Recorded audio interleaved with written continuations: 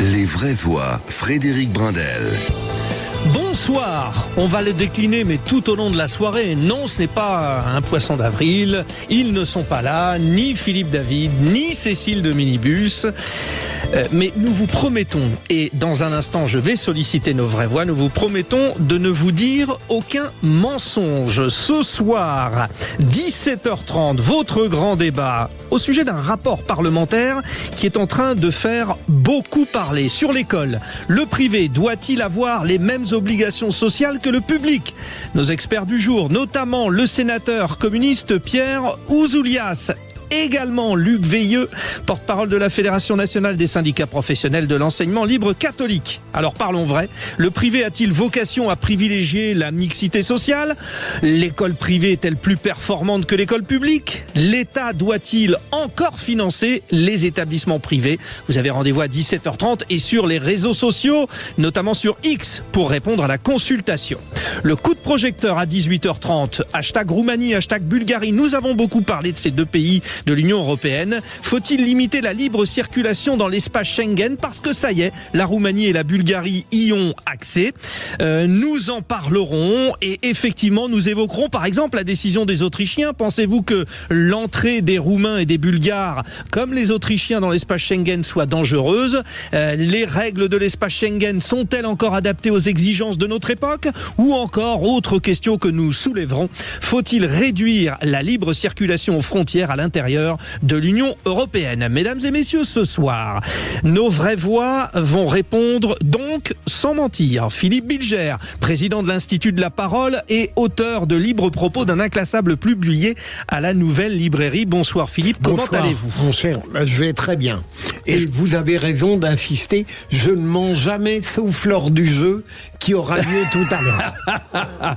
Alors, bon, on a double ration ce soir parce que... Je dois dire, c'est elle arrive. Alors, on était tous surpris parce qu'elle va arriver, Elisabeth. Ouais. Oui, j'allais le dire. C'est Pâques et c'est Poisson d'avril. Donc, il y a plein de surprises. Elle a un petit peu vendu la mèche. Allez, je vous la présente tout de suite. Directrice de la rédaction de Causeur, Elisabeth Lévy. Bonsoir, vous êtes branchée. Bonsoir, pardon, Elisabeth. Pardon d'avoir massacré votre lancement. Désolé. Ah non. Mais j'en ai besoin. Bon, vous aussi, vous jurez de dire toute la vérité, rien que la vérité. Certainement pas. Rien que la vérité peut-être, mais toute la vérité. Il m'arrive de ne pas dire absolument tout ce que je pense parce que peut-être ça me vaudrait de sérieux ennuis parfois. C'est bien de le reconnaître. Jean-Michel Fauvergue est également avec nous. Vraie voix ce soir, ancien patron du RAID et ancien député, auteur de Les Hommes en Noir, publié chez Plomb. Jean-Michel, bienvenue. Vous êtes inspiré par le Poisson d'avril, vous? Oui, mais moi je dis, en tant qu'ancien policier et ancien député, je ne dis dans ma vie que des vérités. Donc je vais continuer. C'est ça. On a dû vous le faire. Arrêtez-vous là. C'est pas vrai, c'est un Poisson d'avril. Non, vous vous arrêtez là. On va tout de suite aller au 0826 300 300 avec notre auditeur du jour. En ce 1er avril, en ce jour du lundi de Pâques, ne l'oublions pas. Bonjour Benoît. Bonjour. Vous êtes de Limoges ? C'est ça. Bon, très bien. Vous avez eu d'être avec vous. Eh ben nous aussi. Un petit mot sur ce dont vous nous parlerez dans un instant. Les économies, toujours les mêmes. Oui, d'accord. Ça promet. Toujours sur les mêmes. Là, on vous attend dans un instant. Mais avant, parlons de nos auditeurs et écoutons-les surtout. Et parlez vous aussi au 0826 300 300 avec ce message. Écoutez sur le répondeur. On va à Albi. Bonjour, Maxime, agriculteur à Albi. Donc ma réflexion sur le chômage, c'est de dire qu'en fait, si les durées d'indemnisation baissent et que les cotisations restent les mêmes, cela va permettre effectivement de renflouer les caisses de l'État. Mais on peut dire qu'au finalement, il n'y a que ceux qui payent les cotisations de chômage qui vont renflouer les caisses de l'État. Eh bien, je vous remercie de m'avoir écouté. Merci. Effectivement, hein, Philippe Bilger, ça fait un peu toujours les mêmes qui payent, quoi. Ou alors on s'en prend toujours aux mêmes, c'est un peu ça. Hein. Oui, j'ai l'impression, enfin, entendons-nous, j'ai lu ce matin pour paraître un peu informé sur le sujet, un très bel article de Nicolas Bavrez dans Le Figaro, une orientation claire et parfaitement conservatrice. Il dit que vraiment, le social en France, c'est la cause exclusive de nos problèmes. Jean-Michel Fauvergue, vous partagez ? Non, pas autant. Partagez quoi, ce qu'a dit Philippe ou sur le social, oui. C'est... Genre, en France, sur 1000 euros de l'État, il y a 570, 75 qui vont à la solidarité. Donc on est un pays effectivement où il y a beaucoup de social. Et si on veut faire des économies, bien sûr que à un certain moment, ça passera par des mesures qui vont faire mal dans ce domaine-là, oui. Ce que dit Maxime, Elisabeth, c'est qu'on tape un peu toujours sur les chômeurs. C'est aussi ça ce qu'il dit. Non, mais d'abord le problème, si vous voulez, c'est qu'il y a structurellement des gens qui travaillent pas et qui sont à la charge des gens qui travaillent. C'est ça la vraie vérité dans ce pays. Il y a des gens qui bossent à peu près jamais, si vous voulez. Et donc c'est ce qu'on appelle les grandes classes moyennes qui doivent trimer, payer des cotisations, etc., etc. Mais surtout, en fait, tout le monde emploie des arguments économiques pour baisser le système social. Moi, j'en emploierais un autre. C'est ce qu'il fait de nous sur le plan anthropologique. Il est en train de nous transformer en un peuple de créanciers, d'ayants droit. C'est-à-dire, il y a toujours quelque chose que l'État nous doit. Et l'État, on a oublié, on pense que l'État c'est l'oncle Picsou, mais l'État c'est les autres. Ouais, c'est nous. Donc il y a toujours quelque chose que le voisin n'a pas fait pour vous, si vous voulez, et on est devenu une nation, si vous voulez, je trouve, où les passions tristes, regardez surtout que le voisin n'est pas plus. Je trouve que ce système social qui était soi-disant la solidarité, etc., a fait de nous des gens pas très sympathiques. Ça tombe bien, puisque vous parlez d'argent, on va dire de fonds publics finalement. Retrouvons Benoît, notre auditeur, depuis Limoges. Benoît, vous aviez un coup de gueule. Vous nous avez dit précédemment que vous vouliez parler des économies. On est un petit peu dans le thème. Allez-y, on vous écoute. On est complètement dans le thème. Moi, je suis quand même abasourdi parce que les économies, là, on parle de l'assurance chômage qui devrait se réduire de 6 mois. On parle du jour de carence qui pourrait être allongé, des jours de carence qui pourraient être allongés. On parle ils ont déjà baissé les APL. Alors, je comprends bien qu'on dise il y en a qui abusent et c'est certainement vrai. Peut-être qu'il faudrait à ce moment-là faire un peu plus de contrôle. Maintenant, ce qui m'attriste quand même, c'est que ou par l'argent. Et alors, j'entends bien qu'il y a beaucoup de social, mais c'est quand même à la base des choses qui sont payées par les travailleurs, hein, parce qu'on réduit le chômage, mais on paye les cotisations, on paye la retraite, mais on réduit la retraite. Enfin, on allonge le départ à la retraite. C'est quand même de l'argent qu'on paye toutes les vies pour pouvoir puisqu'on cotise autant qu'on en voit effectivement la couleur. Mais vous sur quoi vous voulez revenir précisément? Eh ben, moi, par exemple, je pense que ça serait bien que tout le monde paye un impôt à hauteur de ses moyens. Hein. Quelqu'un qui va avoir un SMIC, peut-être qu'il pourrait payer, je sais pas moi, 100 d'euros, pas par mois, mais voilà, pour que tout le monde comprenne qu'il n'y a rien de gratuit. Ça serait déjà une première chose. Et puis peut-être qu'on pourrait revenir sur des mesures qui, au final, ont été accordées sans aucune contrepartie et n'ont rien donné, hein, comme le CICE, 30 milliards, l'exit tax, la flat tax, des choses comme ça. On voit qu'il y a des problèmes avec le nombre de cartes de sécurité sociale qui amènent quand même beaucoup de fraude. Pourquoi il n'y a pas plus de contrôle? Il y a de l'évasion fiscale, il y a de l'évasion sociale. Pourquoi il n'y a pas plus de contrôle? On voit que nos députés, nos sénateurs se sont royalement augmentés pour faire face à l'inflation, mais ce sont les mêmes qui votent contre l'indexation des salaires sur l'inflation. Donc je pense qu'à un moment donné, si les gens ils vont plus voter, c'est aussi parce qu'il y a une incompréhension, parce que ces élites ne vont pas dans notre sens, ne comprennent pas ce que nous, Français lambda, nous vivons. Et cette répartition des dépenses, en fait, ne vous semble pas logique. Oui, je vous ai coupé pour conclure, allez-y. Je finirai juste par moi je trouve que il y a un trio d'humoristes qui était peut-être visionnaire, c'est les inconnus. Moi ça me fait toujours penser à leur sketch responsable mais pas coupable. Et c'est vrai que depuis c'est pas forcément propre à M. Macron et son gouvernement, hein, parce que on voit qu'on paye des erreurs politiques depuis une quarantaine d'années, mais ces gens-là sont jamais responsables. Par contre, eux, on touche pas à leur retraite, on touche pas à leurs acquis, on touche à rien. Et peut-être qu'il y a des choses. Le train de vie de l'État est quand même énorme. Ouais, c'est voilà. Il y a aussi cette histoire du train de vie de l'État avec une répartition. Après, c'est vrai que la carrière de politique nécessite quand même énormément d'investissement personnel et. Mais je dis pas le contraire. C'est pas la même chose. Mais je vais être tout à fait honnête. Moi, j'ai pas de souci avec pour le fait que ces gens-là soient bien payés. Hein. Il faut pas qu'il y ait de corruption, donc qu'ils soient bien payés, c'est tout à fait normal.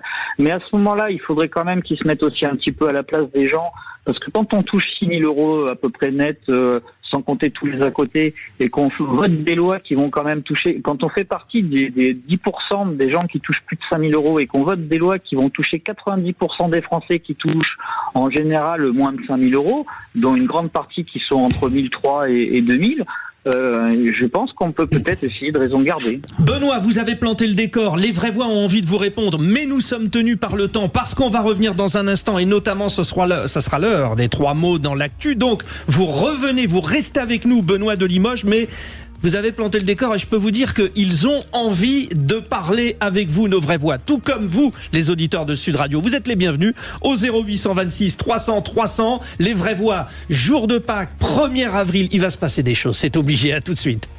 Les vraies voix, Frédéric Brindel. Nous sommes de retour, les vraies voix sont là, je vous le rappelle. Philippe Bilger, Jean-Michel Fauvergue et Elisabeth Lévy en ce jour férié du lundi de Pâques et en ce 1er avril. Nous vous disons toute la vérité, c'est promis, et y compris dans un instant avec le fameux réquisitoire du procureur. Les vraies voix Sud Radio, le réquisitoire du procureur, Philippe Bilger. Très cher Philippe Bilger, Alain Finkielkraut a-t-il eu raison de déplorer la manière dont il a été traité hier sur BFM TV, coupé en pleine intervention? Expliquez-nous. J'ai cru, en effet, j'ai lu ce matin qu'il avait trouvé plus qu'indélicate l'attitude de BFM TV et notamment ce Benjamin Duhamel qui, en plein entretien, il avait 25 minutes d'entretien, où d'ailleurs il avait été remarquable, indigné, notamment au moment où on avait qualifié Israël de génocidaire. Là, il s'est véritablement enflammé et tout à coup, flash spécial, on annonce la découverte des ossements du crâne du petit Émile et on ne l'a plus vu.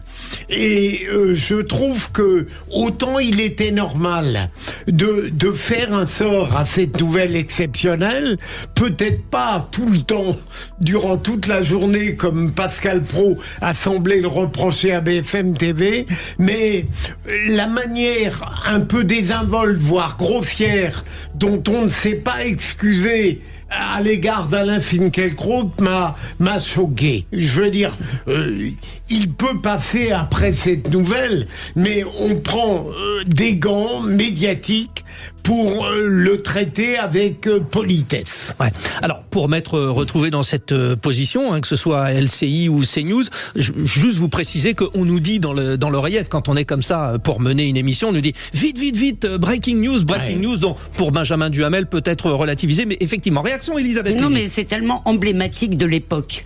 Si vous voulez, c'est tellement emblématique de l'époque qu'on interrompe quelqu'un qui n'est pas venu pour donner du scoop ou une information, il est venu pour donner une réflexion qui rende les choses intelligibles, qui devrait d'ailleurs être le rôle des journalistes accessoirement. Non seulement j'approuve tout ce que dit Philippe, en plus pour bien connaître Alain Finkielkraut qui est un ami, je peux vous dire, je connais Alain, il a préparé ses interventions, il a dû pourrir la vie de son épouse pendant les 24 heures précédentes parce que c'est quelqu'un de très angoissé, de très perfectionniste, si vous voulez, donc ça a dû ajouter, mais c'est surtout, si vous voulez, qu'est-ce que c'est? Bon, après, j'en parlerai dans mon tour de table tout à l'heure, mais qu'est-ce que c'est que ce monde où on interrompt, si vous voulez, un philosophe de la trempe d'Alain Finkielkraut pour ne rien nous dire? Parce que une fois que vous aviez donné l'information, vous pouviez interrompre 3 secondes pour 10 secondes pour donner l'information. Est-ce qu'il y a eu la moindre information supplémentaire dans le quart d'heure, dans l'heure ou dans les 2 heures qui ont suivi? En fait, ce qu'ils ont demandé à Benjamin Duhamel, c'est de vite faire la publicité parce qu'ils allaient ouvrir, en fait, une tranche Frédéric, spécial. je Non, mais comprends très bien. je Je vais dans vous votre dis sens, juste y a pas de souci, que hein, ces mais- méthodes, que ce soit, je m'en fiche, que ce soit Benjamin Duhamel ou le grand chef de BFM ou je ne sais trop qui, je m'en fiche. Et d'ailleurs, c'est une logique des médias, c'est pas une logique de BFM spécifiquement. Ce que j'essaye de vous expliquer, c'est qu'il n'y avait pas la moindre information en dehors de cette Oui, et découverte. ça, on on le pouvait la comprend donner, bien. Ouais. on pouvait la donner, d'accord, et puis revenir en disant, bah, très bien, quand on aura plus d'éléments, on reviendra. Mais non, il faut meubler. Et on ouvre une breaking news. Non. Ouais. Et après, il y a un autre aspect qui m'intéresse, mais je fais ça, on du le développe teasing. tout à l'heure. Je le hein, développerai dans tout le à l'heure. Mais tour de table. j'approuve totalement, Philippe. Il y a un moment, si vous voulez, l'inversion des valeurs, où on a, comme ça, on traite avec cette désinvolture des gens qui sont quand même, envers qui on devrait être reconnaissant, ça devient insupportable. Et pour aller dans votre sens, en plus, Elisabeth, il y avait le bandeau qui, en plus, informait de cette nouvelle. Donc, voilà. Un mot, Oui, alors Jean-Michel Fauvergue. visiblement, avec les infos que vous nous donnez, ça vient de la rédaction, mais il y a un décalage. Et effectivement, moi, je suis d'accord avec ce qui a été dit, avec Elisabeth et avec Philippe. Il y a un décalage complet entre cette information-là et le fait d'être dans un grand débat où on respecte la personne qu'on a en face et où on pouvait juste donner l'information assez rapidement et lui redonner la parole, ou alors la donner en fin d'émission. Moi, par contre, je trouve aussi que la réaction d'Alain Finkielkraut n'est pas à la hauteur non plus. Il aurait dû. Je pense qu'en ce domaine-là, en fait, il dit alors je dois m'en aller. Oui, mais bon, on peut mettre sur le coup de la surprise aussi. Non, mais je crois S'il qu'il maîtrise la chose du direct. Honnêtement, Alain Finkielkraut, il n'a pas l'habitude comme ça des techniques. Lui, là, il arrive. Si vous voulez, comme il arrive. Vous savez, un jour, il était en train de parler, puis tout d'un coup, il dit à Pascal Praud, ça a commencé. Et voilà, c'est ça. D'accord. C'est un peu dans cet esprit, quand même. On sait tous qu'on est dans une société maintenant qui est bâtie sur l'empathie et sur l'émotionnel. Donc, à un certain moment, effectivement, retrouver le crâne d'un petit gamin comme ça doit impliquer. Bien sûr. Vous m'ouvrez mon boulevard pour tout à l'heure avec votre phrase. Je vais noter. Vous avez tous rendez-vous, les auditeurs de Sud Radio, déjà au 0826 300 300 si vous voulez intervenir. Et puis tout à l'heure sur le tour de table, Elisabeth Lévy a magnifiquement mis en valeur le sujet qu'elle allait relever. Et merci bien sûr à Philippe Bilger pour ce très très beau réquisitoire. Les 3 mots de l'actu. Les vraies voix Sud Radio. C'est Jules Boscherini qui est avec nous. Bonjour Jules. Bonjour Frédéric, Vous bonjour aussi, à tous. Vous êtes de l'équipe du fameux 1er avril. Bah oui, 3 mots dans l'actu pour ce 1er Alors, avril. les 3 quoi mots pour parler uniforme, sécurité et farce. Ah bah oui, évidemment, bien sûr. Allez, on commence par les uniformes. Ces fameux uniformes à l'école, si chers à Gabriel Attal, certains établissements, 87, soyons précis, ce sont les chiffres dévoilés par la ministre de l'Éducation nationale Nicole Belloubet le 18 février dernier, sont en phase d'expérimentation. Jusque-là, tout va bien. On vous rappelle le principe de cette mesure qui intervient dans le sillage du réarmement civique et selon le président Macron, la tenue unique efface les inégalités entre les enfants et crée les conditions du respect. Alors on sait qu'à Béziers, ville pionnière en la matière, on s'attelle déjà à la tâche. C'est le cas aussi en région parisienne à Puteaux depuis la semaine dernière, sauf que, et c'est à croire qu'il y a toujours un hic, pour la commune des Hauts-de-Seine, les uniformes seraient made in Bangladesh ou Pakistan. Vous me direz rien de surprenant, on est au 21e siècle, la mondialisation, le capitalisme et la production à moindre coût, c'est là tout le problème. Les uniformes devaient initialement être made in Europe, ce qui pose un petit problème éthique, comme le souligne le conseiller municipal d'opposition, Francis Poezevara, chez nos confrères de France Info. Donc en fait, si ça se trouve, là, nos enfants, ils sont habillés avec des vêtements qui ont été fabriqués par des enfants qui sont grands comme eux. Des enfants qui travaillent pour des enfants, ce n'est pas une mauvaise parodie du film Baby Boss, mais peut-être bien la réalité. Le monde de demain s'annonce radieux, sans oublier que l'éducation nationale doit prendre en charge la moitié du coût de ces uniformes. Il dit, si ça se trouve, parce qu'il y aura peut-être une réaction de l'ambassade du Pakistan ou encore du Bangladesh. Alors, le deuxième mot, les Jeux Olympiques également dans l'actualité, puisqu'il est question de sécurité, Jules. Plus que 116 jours avant la cérémonie d'ouverture des Jeux de Paris 2024 et une annonce de Gérald Darmanin sur des contrôles liés à la sécurité de l'événement et son organisation, c'était hier soir sur le plateau de LCI. Nous avons fait déjà 180 000 contrôles, nous avons écarté 800 personnes, dont 15 fichés S. Ça veut dire qu'il y a des gens qui ont voulu s'inscrire pour porter la flamme, pour être bénévoles aux Jeux Olympiques, et qui manifestement n'avaient pas des bonnes intentions. Alors il y a des islamistes radicaux, puis il y a aussi des gens qui sont de l'écologie radicale et qui veulent faire de la contestation. Et par ailleurs, nous avons contrôlé pour la première fois en France, grâce à une loi que nous avons fait voter à la demande du président de la République, les 200 000 agents de sécurité privés. Nous avons plus d'un millier de personnes qui ont été mis à part. On leur a retiré leur carte parce qu'ils n'avaient pas une bonne moralité, dont 100 fichiers S. 800 personnes, dont 15 fichiers S, ont donc été écartés de l'organisation. Mais le ministre de l'Intérieur l'a précisé, il reste encore 800 000 contrôles à effectuer. Ce qui nous amène, tenez-vous bien, à cette honorable moyenne d'environ 6 897 contrôles par jour restant pour être dans les clous. Ce ne sont que des chiffres, mais permettez-moi d'avoir quelques doutes quant à la tenue du délai. Et en plus, quand on entend la mairie de Paris, Anne Hidalgo, nous dire qu'on ne va pas être prêt sur les transports, il y a de quoi avoir encore plus hâte de voir l'image que nous allons donner de notre douce France. Rassurez-vous toutefois, Gérald Darmanin n'a pas manqué de rappeler, ou plutôt de réaffirmer qu'il n'était pas question d'un plan B. La cérémonie va bien se dérouler sur la Seine. 45 000 policiers et gendarmes, un périmètre de sécurité énorme et un lieu extrêmement sûr. Tout est donc fait en amont pour sécuriser l'événement. Merci au gouvernement, c'est très bien, mais en attendant, moi, j'ai toujours pas sécurisé ma place pour l'une des épreuves. Ah oui, tiens, au fait, on en reparlera bien sûr. Gérald Darmanin, c'est un peu monsieur le compte est bon en ce moment, hein, et les chiffres et les lettres. Et le dernier mot, bon 1er avril, sans une bonne blague, il y a des poissons dans le dos ? Eh oui, comment ne pas aborder les poissons d'avril en ce week-end pascal ? Nous sommes le 1er avril, il est coutume de faire des blagues à nos proches. Rien de bien méchant jusque-là, mais dans un monde où l'accès à l'information se fait également via les réseaux sociaux, attention aux fake news. Certains médias ou personnalités peuvent avoir des comptes parodiques. Je pense au Gorafi, Sandrine Ruisseau, Mediaveneur pour ne citer que, à tel point que les médias traditionnels, qui avaient pour habitude de se prêter au jeu, délaissent de plus en plus cette tradition. On l'a dit, la raison est évidente, les fake news.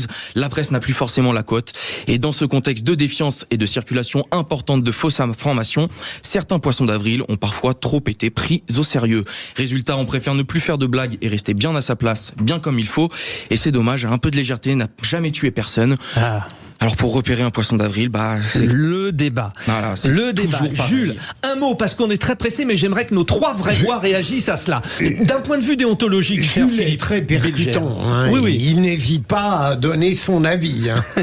C'est bien, mais sur le dernier point, j'écoute sur France Inter une nouvelle ce matin disant que des psychologues avaient décidé de faire des ordonnances pour que des personnes en dépression puissent aller passer 5 jours à la campagne, et comme un crétin, je l'ai cru, et c'était une blague.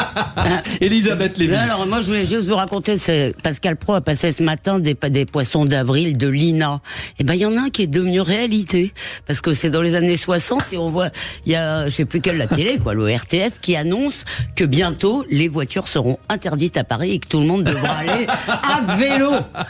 C'était un poisson. Voilà, c'était un poisson d'avril, oui. Jean-Michel Fauvergue, on est tous gênés ce jour-là du 1er avril. Est-ce que les infos qu'on nous donne sont bonnes? Et comme on est dans la fake news... Oui, alors, on l'a dit tout à l'heure, en fait, on n'est plus gêné uniquement le 1er avril, on est gêné tous les jours maintenant. Et parce que des poissons d'avril qui sont souvent pas drôles, on les a tous les jours, et il faut qu'on vérifie toutes nos informations quotidiennement et perpétuellement. Gorafi, c'est drôle, il faut quand même maintenir la tradition de la... c'est vrai. Écoutez, tant pis, c'est pour les gens qui comprennent pas, on peut pas non plus se mettre à la page de les gens qui, des gens qui sont au premier degré. D'accord. Elisabeth Lévy, voulez-vous m'épouser? Non. Ben, c'était un poisson d'avril. Si vous m'aviez dit oui, j'aurais dit si l'information était totalement vraie, elle serait intolérable. Dans un instant, le grand débat. Merci à Jules, en tout cas, puis ce petit clin d'œil sur le poisson d'avril. Nous revenons à l'école, puisque vous le savez, il y a un rapport parlementaire qui va faire grand bruit, qui sort là en ce mois d'avril sur l'école.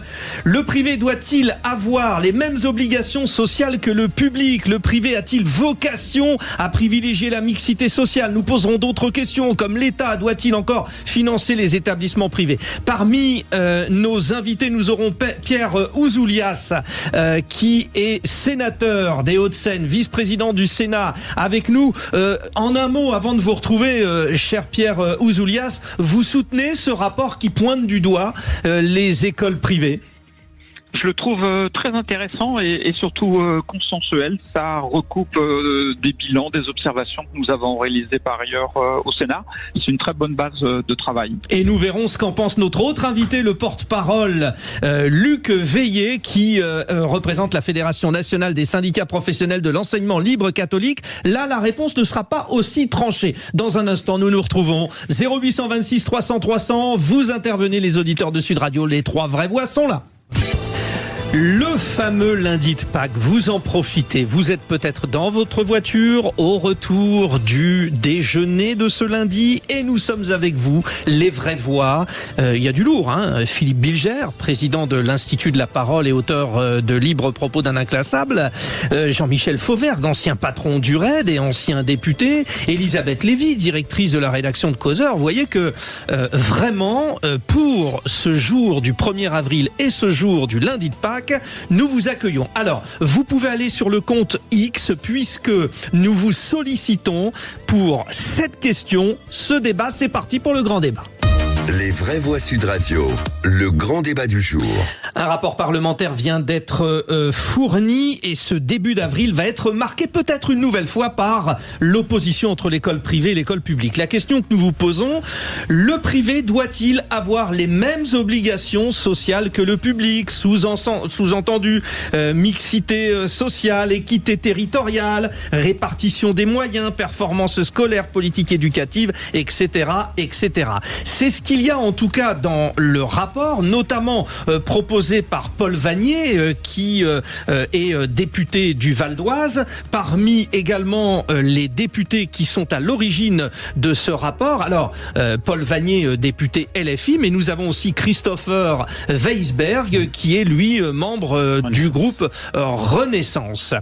Peut-être avant d'accueillir notre sénateur qui est présent avec nous, Pierre Ouzoulias, un tour de table, les vraies voix, Philippe Bilger. Alors, d'abord, pour être totalement honnête, j'ai pris connaissance de ce rapport et du fait, évidemment, qu'il a été élaboré par deux députés d'obédience politique radicalement différentes.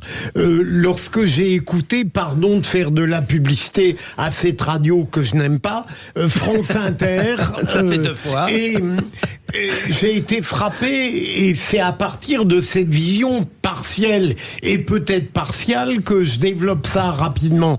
D'abord, j'ai appris que les rapporteurs n'étaient pas d'accord entre eux et qu'au moins un tiers des préconisations n'était pas validé par le second rapporteur et qui trouvait le point de vue du député de la France Insoumise trop dur. Deuxième élément, quand j'ai écouté le débat, à tort ou à raison, j'ai trouvé un peu surprenante la comparaison qui a été faite entre l'enseignement catholique privé et l'école Averroès, comme s'il y avait la moindre similitude. Et enfin, et je termine, il m'a semblé, peut-être suis-je dénué d'une totale objectivité, que ce rapport, en fait, ne cible que l'enseignement catholique parce que précisément il a trop de succès. Voilà, et juste un mot, hein, le lycée Averroès étant lui un lycée de confession musulmane. Elisabeth Lévy, oui ou non les mêmes obligations pour le privé sur, par exemple, la mixité sociale ? Je vais vous répondre. Oui, parce que je considère que l'école publique ne devrait avoir aucun autre objectif que la transmission des connaissances. Plus on fait des mesures assignant à l'école des objectifs d'égalité, de prendre en charge ceci et cela, la pauvreté, etc., plus il y a d'inégalités, en réalité. Ça fait 40 ans, et en France, on regarde jamais les résultats de ce qu'on fait. C'est de l'idéologie pure. Donc, tous les ministres succèdent. Alors, on fait des mesures comme ci, comme ça, qui ont eu 2 résultats. 1, accroître les inégalités scolaires, parce qu'évidemment, les bons élèves ont fui. 2, une baisse dramatique du niveau. Donc, si on veut, si vous voulez être social au vrai sens du terme, si on veut, l'urgence, c'est de rétablir un niveau d'exigence élevé pour tout le monde. S'il faut donner des cours de rattrapage dans certains endroits, donnons-les s'il faut. Mais il faut absolument remonter le niveau. C'est ça la mesure sociale. Donc arrêtons, si vous voulez, de tuer l'école publique en lui demandant de faire des choses alors que ce n'est pas sa mission. C'est à l'État d'assurer, et franchement on en fait déjà beaucoup, on en a parlé, ça n'est certainement pas à l'école de faire ça parce que de toute façon c'est un désastre. Bon, alors vous, effectivement, vous voyez de l'autre côté. Avant de retrouver nos 2 invités, on continue le tour de table avec nos vraies voix et Jean-Michel Fauvergue. est-ce qu'on doit demander au privé finalement les mêmes choses que le public? Alors déjà, avant de répondre à votre question, pour vous dire, quand vous voyez un rapport parlementaire, il faut lire à la fois tout ce qui est écrit dans le rapport, c'est le rapporteur qui écrit ça, il faut surtout lire avant ce qu'écrit le président, qui en général d'une autre tendance, et c'est ce qui s'est passé dans ce rapport-là. Et effectivement, les tendances sont pas identiques. Ce rapport, en fait, il fait suite à un rapport de la Cour des comptes. Oui. Un rapport de la Cour des comptes qui soulignait cette problématique de mixité. Alors la mixité sociale a reculé, disait la Cour des comptes, de 41% il y a 20 ans de ça à 55% maintenant pour favoriser les personnels qui sont les gens qui sont particulièrement qui ont la possibilité financière d'aller dans le privé. Voilà ce que je voulais dire. Donc il y a une espèce effectivement de décalage qui s'accentue dans le privé. Mais la problématique, est-ce qu'elle vient réellement du privé? Certes, il faut contrôler, il faut que l'État qui finance le privé le contrôle beaucoup plus. Mais est-ce que la problématique vient de là? Bien évidemment non. Elisabeth l'a dit, c'est le public. Il faut rehausser, il faut tirer vers le haut le public plutôt que d'essayer de mettre des contraintes nouvelles au privé. C'est là la clé du système. Alors c'est justement là-dessus que je voulais interroger le vice-président du Sénat, sénateur des Hauts-de-Seine, groupe communiste, républicain, citoyen et écologiste, Pierre Ouzoulias. Bonsoir Pierre Ouzoulias.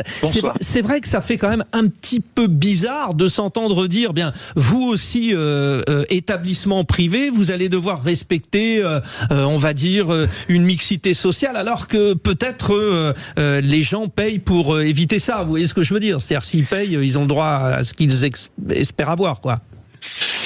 C'est vous et moi qui payez. L'enseignement privé, c'est 10 milliards d'argent public, et ces 10 milliards correspondent à 75% du budget du privé. Donc le privé n'est pas payé par les familles de façon majoritaire, il est payé par l'État. Et dans le rapport, vous avez dit, il y a des discordances, mais avec mes deux collègues députés, on se retrouve sur l'essentiel, c'est-à-dire que quand l'État met autant d'argent, il a le droit quand même d'imposer un certain nombre de contraintes, dont une contrainte sociale.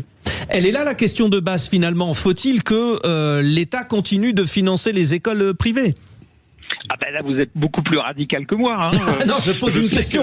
Moi, je n'ai pas donné une réponse. J'ai posé une question. Je sais que, notamment à gauche, il y a des personnes qui souhaiteraient la suppression totale du financement public. Dans ces cas-là, je leur pose la question, qu'est-ce qu'on fait des 2 millions d'enfants qui sont scolarisés dans le privé? Moi, je vais pas aussi loin, mais j'estime, comme la Cour des comptes le dit, que il y a eu une très forte augmentation des élèves des familles les plus favorisées dans le privé. Il y a un moment donné, il faut mettre un terme à ça. Juste 2 pourcentages. En 2000, les familles très favorisées, c'était 26% du privé. Aujourd'hui, c'est 40%. Voilà. Et on sait que à Paris, dans 4-5 ans, la moitié, un élève sur 2 sera scolarisé dans le privé. Évidemment, mais excusez-moi, mais pardon, n'importe quel parent conséquent aujourd'hui qui en a la possibilité a plutôt tendance, et j'ai tous mes amis de gauche font un peu la même chose malheureusement, à envoyer. Vous avez des amis de gauche, c'est pas Poisson d'avril. Non mais vous savez, alors ça c'est vraiment, je détesterais cette idée d'avoir des amis qui pensent comme moi, que des amis qui pensent comme moi. Mais si vous voulez, ce qui est sidérant, c'est que ce que vous allez faire avec votre affaire, vous allez réussir à faire en sorte que les vrais privilégiés vont se tirer vers le privé sous contrat, où là, si vous voulez, où là on pourra effectivement, parce que ce que l'État devrait imposer, encore une fois au public, c'est pas des contraintes sociales qui n'ont servi à rien, puisque comme le dit la Cour des comptes, la mixité sociale régresse. C'est pas des contraintes sociales, c'est des contraintes de niveau. Je ne comprends pas comment, si vous voulez, on peut parler de tout ça en parlant juste comme si ça devait être le critère. Mais le critère, c'est la transmission des connaissances.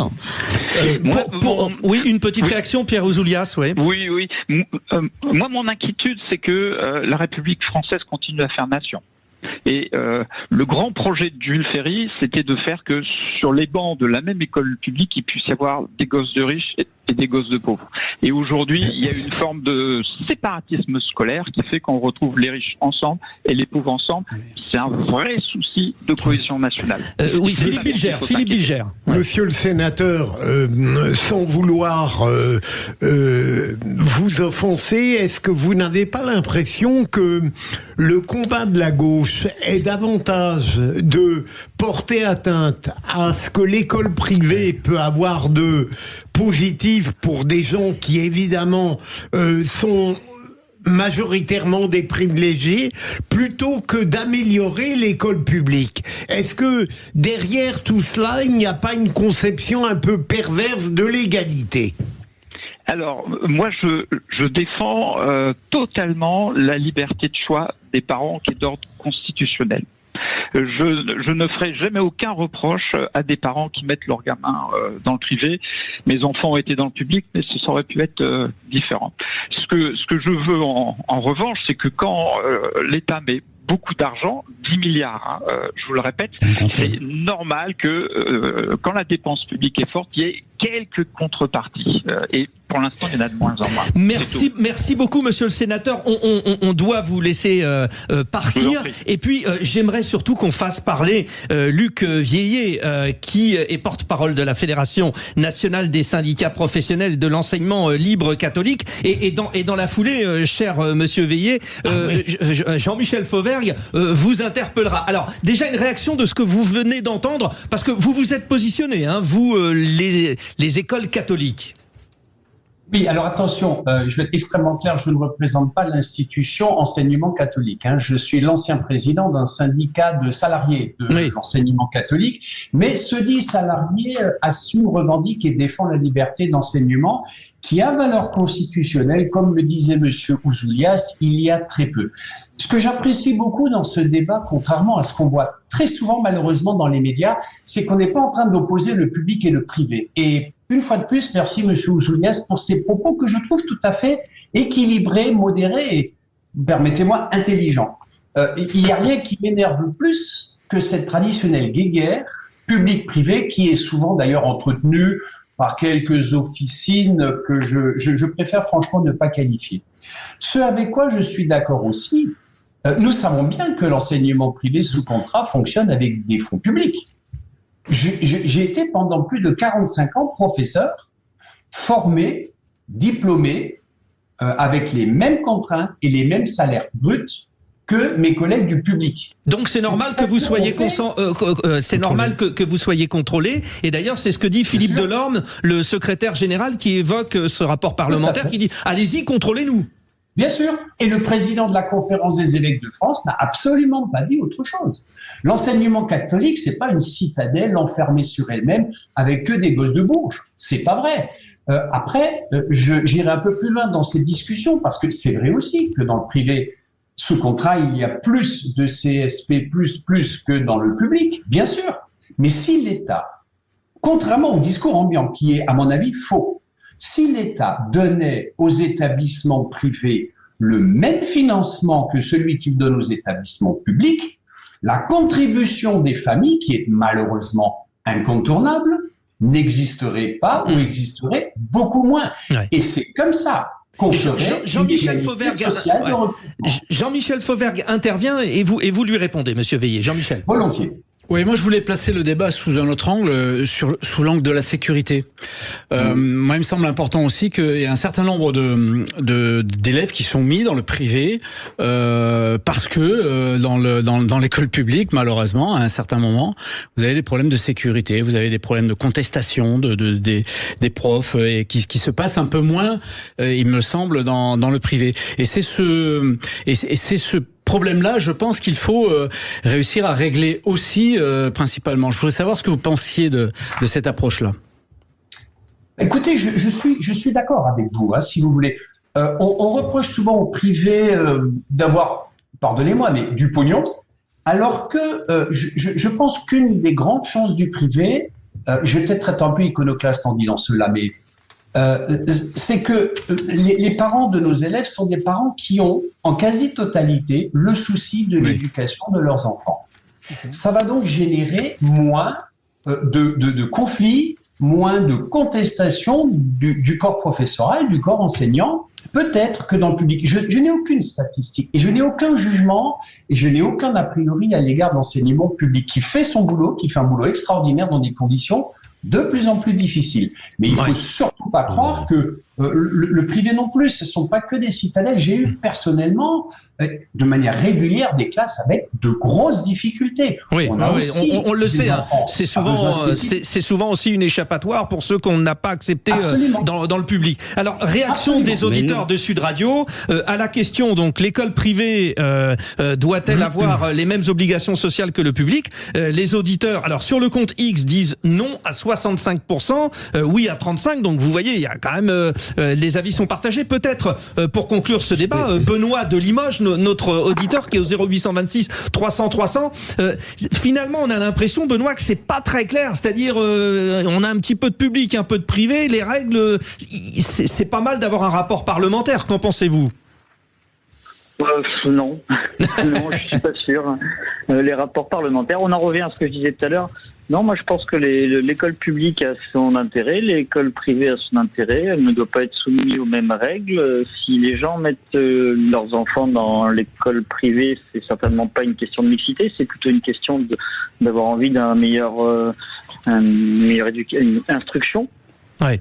Et avant de commencer à regarder ce que fait l'école privée, peut-être que l'État ferait bien de faire quelque chose pour l'école publique. Ouais, c'est un petit peu ce que disait Elisabeth. Excusez-moi, mais notre précédente interlocuteur, dire aujourd'hui que l'école publique fait son boulot, c'est se moquer du monde. Pardonnez-moi. Elle fait du boulot. Non, elle ne fait pas son boulot, c'est évident. Personne n'est content de l'école publique. Les élèves sortent de l'école sans savoir lire et écrire. Ou vous avez vu que l'école fait son boulot. On va continuer combien de temps? C'est bobard. Je veux dire, c'est... Benoît, depuis le 0826 300 300, allez-y. Benoît. Moi, j'ai une petite expérience personnelle. J'ai mes deux enfants qui, à un moment donné, étaient scolarisés dans une petite école de village en campagne. Ils ont été changés suite à une séparation. Ils sont arrivés dans une école un petit peu plus importante de Limoges. Je peux vous garantir que rien qu'au niveau des devoirs, on a vu la différence. C'était nettement plus élevé. Donc déjà, là, il y a une disparité au sein des écoles. Et oui. Et puis peut-être aussi qu'à force de vouloir intégrer dans les programmes scolaires des choses comme, je sais pas moi, l'éveil à la sexualité, la culture, qui est une très bonne chose, peut-être qu'il faudrait revenir aux fondamentaux. Prioriser, peut-être. Prioriser. Bon, merci. Vous restez bien sûr avec nous, cher Benoît, parce que dans un instant, on joue, vous savez, c'est le grand quiz du week-end de Pâques. Et puis, j'aimerais remercier, je voudrais, ce que vous voulez. En tout cas, remercier Luc Veillé, porte-parole de la Fédération nationale des syndicats professionnels de l'enseignement libre catholique. Merci, monsieur Veillé, de nous avoir éclairé et heureux de vous avoir satisfait sur le fait que nous n'opposions pas les deux écoles. C'est pas notre genre d'avoir l'esprit guerrier. Allez, dans un instant, on se détend, c'est Pâques, c'est le 1er avril et on va jouer.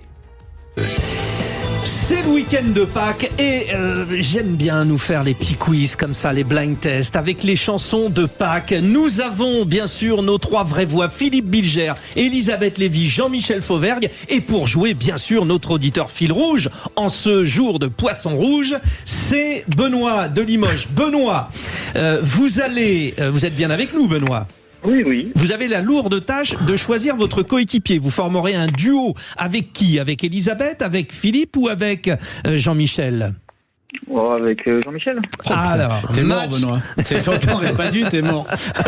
Benoît avec Jean-Michel Fauvergue et Philippe Bilger avec Elisabeth Lévy.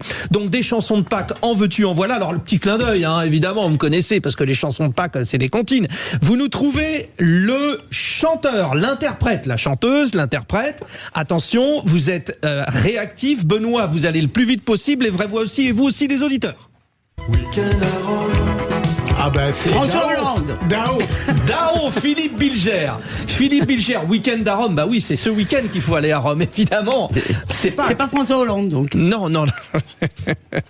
Elisabeth, tu es avec moi, je vous le rappelle. Oui, c'est vrai. Oui, voilà. Parce que... Donc ça fait pour Philippe et Elisabeth un point. Mais Benoît, il avait dit aussi, non? Benoît. Oui, j'avais dit, oui. Oui. Alors attention. Mais bien après. Qui chante ça? Taille-moi les hanches. Olivia Ruiz, très bonne réponse de Benoît et de Jean-Michel. Donc, Jean-Michel qui essaye de regarder un peu sur ma feuille, mais il ne verra pas parce que je l'oriente de telle sorte. Ça fait 1-1. Le vainqueur est celui qui arrive à 4. Qui chante ça? Tombé du ciel. Higelin, c'est Philippe Bilger qui a dit. C'est Philippe Bilger qui a dit Jacques Higelin. Ouais, tombé du ciel, comme vous avez eu des chocolats. Oui, on a eu un chocolat, oui. Un chocolat, vous n'êtes pas gâté. Ouais. Alors attention, on continue. Ça fait 2-1. Qui chante ça? On ira. Paul Naref. Paul Naref, Elisabeth Lévy. Bravo. Vous l'aviez, Benoît? Oui, il l'avait. Oui. Ouais, oui, mais vous l'avez dit après Elisabeth. On a toujours les réponses. Hein. Ça fait 3-1. Attention, si vous gagnez sur celui-là, Elisabeth et Philippe, on a vous déjà avez. Gagné, hein, je vous signale. Non, ça fait 3-1. C'est le premier arrivé à 4. On peut pas. Alors, attention, qui chante ça? Ça ferait 3-2. Mais un jour. Paul Naref? Non. Dutronc. Dutronc, je viens de le dire. Oui, mais est-ce que Benoît ne l'a pas dit avant? Non, mais il faut dire le prénom, parce qu'il y en a deux. Non, c'est donc Elisabeth Lévy et Philippe Bilger qui s'imposent. Oui, parce que nous sommes allés chercher tous les œufs de Pâques dans le petit jardin. Mais Benoît, c'est bien des fois. Qui sentait bon le métropolitain. Alors Benoît, il avait un handicap parce qu'il jouait tout seul, en fait. Non, Jean-Michel, vous les connaissez, les chansons. Ouais. On fait un autre test. Quentin, notre réalisateur, juste pour l'honneur, qui chante ça? Une cloche sonne. C'est Edith Piaf. Mais ça a été dit par Jean-Michel et par. On le compte alors? Et par Benoît. Oui, mais vous avez déjà perdu. C'est comme les tirs au but. Quand on a perdu, ça fait bon. C'est nous. Non, là, je dois dire. Non, mais c'est bien Benoît, ça vous permet de sauver l'honneur. On peut être généreux quand on a gagné. Voilà, Elisabeth Lévy dit elle peut être généreuse. Mais c'est pas un petit tout double. Allez, une dernière. Tiens, laissez trouver Benoît. Non, pas France Gall. C'est Lio, mais c'est Jean-Michel qui a répondu. Philippe l'a dit. Mais Philippe, il est intouchable. Mais quel culot. Mais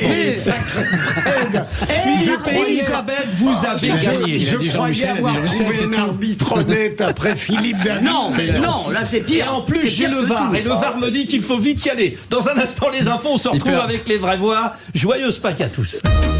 Les vraies voix, Frédéric Brindel. Les vraies voix ce soir avec Philippe Bilger, avec Elisabeth Lévy et Jean-Michel Fauvergue. Alors voici donc ce fameux coup de gueule que je voulais vous livrer à vous, les auditeurs de Sud Radio, sous le contrôle de nos 3 vraies voix. Mais où est passée la rigueur allemande? Nos partenaires les plus proches au sommet de l'Union européenne autorisent désormais sous condition la consommation récréative du cannabis. Ça pose un problème pour vous? Pour moi, ça en pose à 3 niveaux. Déjà la drogue, c'est dangereux, les gens qui consomment du shit développent des comportements irrationnels. Sous son effet, au volant, ces gens tuent. Deuxièmement, l'Allemagne, membre de l'espace Schengen, rejoint le Luxembourg et Malte dans cette tolérance. Ces pays soulèvent une question cruciale. Comment puis-je faire quelque chose d'interdit, d'illégal, quand je vais 100 mètres plus loin dans l'espace commun et qui, finalement, est toléré? Enfin, au moment où l'État français entre en guerre contre les trafics de drogue et que, pour arriver à ses fins, l'État dénonce l'incivilité des consommateurs, bien difficile d'être crédible quand le voisin cité en exemple habituellement autorise cette consommation. Pour ou contre la légalisation du cannabis, c'est un vieux débat. Pour ou contre une politique européenne cohérente, là, ça ne souffre d'aucune contestation. Philippe Bilger. Oui, moi je suis absolument hostile à la dépénalisation, qui n'est pas la même chose que la légalisation, parce que lorsqu'on dit que la politique française a échoué, encore aurait-il fallu qu'on l'amène jusqu'à ses extrémités répressives. On l'a jamais fait. Gérald Darmanin, il y a un petit progrès. L'amende, à supposer qu'elle soit majoritairement payée, c'est mieux que rien. Mais on ne peut pas comparer une répression complètement faible avec ce qui se passe dans ces pays où, dépassés par les événements, on a décidé en réalité de les permettre. Elisabeth Lévy, je vous ai vu réagir vivement à mon coup de gueule. Alors d'abord oui, parce que quand on termine en disant ça ne souffre pas de contestation, évidemment ça excite ma papille contestataire. Donc oui, ça souffre évidemment de contestation. Il y a énormément de sujets en Europe sur lesquels nous sommes encore heureux souverains, d'accord? Et je suis navré, et nous avons donc parfaitement le droit de mener des politiques différentes, que ce soit en matière d'école, de drogue, et c'est encore heureux. Oui, après, les gens vont traverser les frontières pour aller fumer, c'est pas, je veux dire, mais vous n'avez n'allez pas obliger qui que ce soit à mener la même politique que l'Allemagne. Maintenant, j'en ai marre des positions idéologiques sur ce sujet, parce que il faut partir de deux constats, à mon avis. La première, c'est qu'il n'y a aucune société sans drogue, sans substance, si vous voulez, psychoactive, qui, disons, permettent d'adoucir un peu le réel. Dans l'histoire, il n'y en a eu aucune, en gros. Donc ça doit être pour quelque chose. C'est comme la prostitution, si vous voulez. Donc je suis pas sûr que on va pouvoir l'éradiquer par la répression. Deuxièmement, il faut bien être clair, c'est un échec. Et pas seulement en France, c'est un échec mondial. C'est-à-dire qu'aujourd'hui, il y a des narcotrafics qui ont plus de pouvoir que les États. C'est pour ça, si vous voulez, que courir après les fumeurs de joint me paraît être stupide. En plus, en tous les cas, je serais pour qu'on essaye. Parce qu'en France, il y a un truc qu'on est incapable de faire, qui me paraît idiot, d'accord ? C'est qu'on peut essayer une chose pour voir si ça marche. Mais ce que je constate, c'est que des pays où on ne considère pas que c'est super que les jeunes se droguent, le problème est réel, si vous voulez, essayent aussi cela. Ça doit quand même avoir un sens, parce que moi, je voudrais que les États se battent aujourd'hui contre les narcotrafics qui trafiquent pas vraiment seulement du hashish et les trucs qui se fument. Jean-Michel Fauvergue. C'est un discours toujours frustrant parce que ça demande des heures et on les a pas. Mais je vais essayer de faire. Je vous confirme. Ouais. Je vais essayer de faire vite. Ça c'est stupéfiant. Si on doit, c'est stupéfiant. Je reprends votre blague. Si on doit légaliser pour permettre aux bobos d'acheter sa cam et d'avoir la bonne conscience. Non, bien sûr que non, il faut pas le faire. Si on doit légaliser pour faire disparaître ou en tout cas réduire, comme ça s'est fait dans certains pays, les trafics de voies publiques et du coup faire diminuer l'ensemble de la criminalité de voie publique et les fusillades qu'on a aujourd'hui, alors peut-être parlons-en. C'est quelque chose d'important et d'intéressant là-dessus. L'idée, c'est quoi ? Est-ce qu'on doit combattre le produit ? Et on n'y arrivera jamais, comme l'a dit Elisabeth tout à l'heure, on n'y arrivera pas. Ou est-ce qu'on doit combattre ceux qui se servent du produit et le crime du produit ? Et tout ça, ça demande une réflexion autre que de dire... Je suis contre, je suis pour, discutons et voyons ce que ça donne à l'étranger. Et ça permet aussi de contrôler la qualité des produits qui circulent. Et moi, je suis... Vous voyez, je vais vous dire un truc aujourd'hui qui va pouvoir être un peu bizarre pour un ancien flic. Je suis prêt à parier que d'ici à 5 à 10 ans, la légalisation en France, elle sera faite. Bon, on en reparle en tout cas tout à l'heure, 18h40, le coup de projecteur. On partira de l'espace Schengen et évidemment la libre circulation dans ce cadre-là se pose. Allez, tout de suite, vous avez la parole. Vous voulez nous raconter votre quotidien, une colère, une bonne nouvelle. Justement, ça tombe bien. Nous sommes là avec Jules Boscherini qui est avec nous. Jules, exprimez-vous au 0826 300 300. Vous prenez la parole avec quelqu'un qui a la parole. Absolument. On l'a dit tout à l'heure, c'est le lundi 1er avril, aussi le jour des farces, mais également lundi de Pâques. Et cela va peut-être vous surprendre, mais ce week-end pascal marque un retour inattendu, celui du baptême chrétien chez les adultes. Oui. Le JDD a consacré une grosse partie de son numéro d'hier sur ce phénomène. On y apprend notamment que 7135 adultes et plus de 5000 adolescents ont été baptisés dans la nuit de samedi à dimanche. Un chiffre étonnant puisqu'on a généralement le sentiment que le christianisme est délaissé, n'intéresse plus ou qu'il a l'image d'une religion vieillotte. Et pourtant, ça représente une hausse de 31% chez les adultes et de 50% chez les adolescents. Même les plus connus se prêtent au jeu. Et l'année dernière, c'est Gaspard Proust qui a reçu le premier des 7 sacrements de l'Église catholique. Et c'est pour ça qu'on prend la direction de la paroisse Saint-Augustin de l'Aqueduc à Montpellier pour y retrouver le père Vincent Cabanac qui est également conseiller spirituel des entrepreneurs et dirigeants chrétiens. Bonjour mon père. Bonjour. Bonsoir et bienvenue et joyeuse Pâques, même si c'est lundi, mais c'est le lundi de Pâques. Merci beaucoup.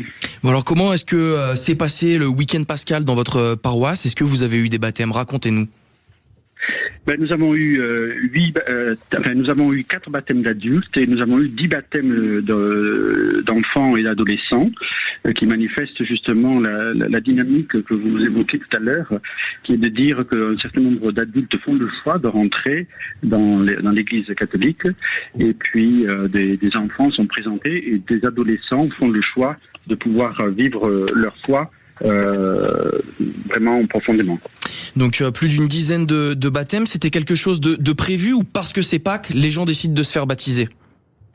Alors, c'est une tradition qui fait que ceux qui font le choix, comme adultes, de rentrer dans la foi catholique sont baptisés le soir de Pâques, la vigile pascale, au terme d'une longue préparation qui les mène pendant 2 ans de formation.